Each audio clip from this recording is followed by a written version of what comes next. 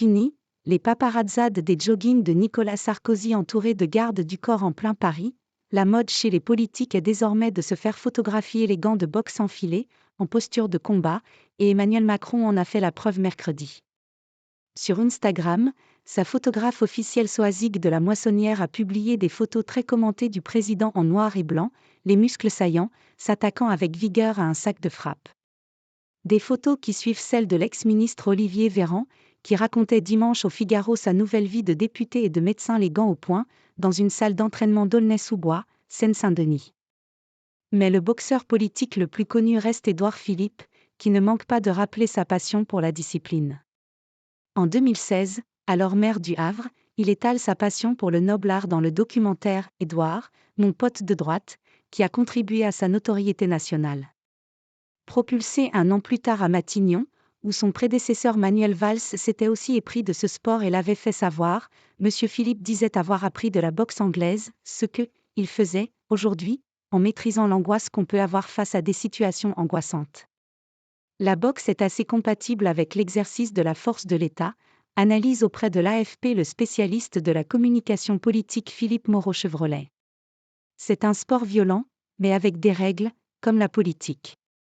C'est aussi l'image très théâtralisée, comme c'est souvent le cas avec Emmanuel Macron, du héros qui bat la souffrance.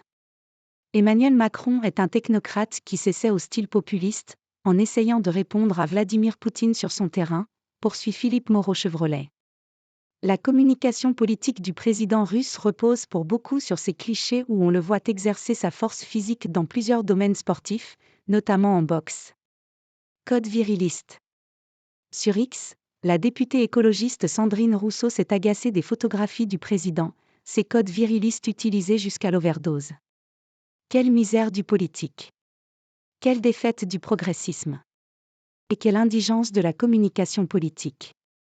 Chez les femmes politiques, Valérie Pécresse a été la première à chausser les gants, en pleine campagne des élections régionales en 2015, photographiée pendant son entraînement par le poing.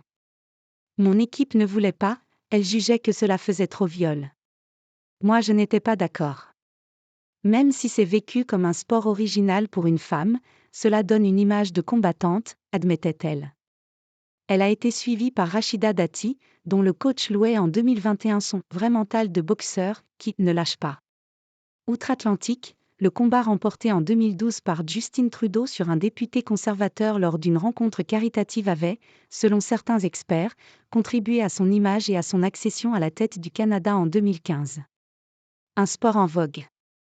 Cette utilisation du sport à des fins de communication politique n'est pas nouvelle, rappelle Michael Attali, historien du sport à l'université Rennes 2, elle est présente depuis au moins Giscard, qui s'est souvent mis en scène en train de skier ou sur un terrain de football, mais loin du ring.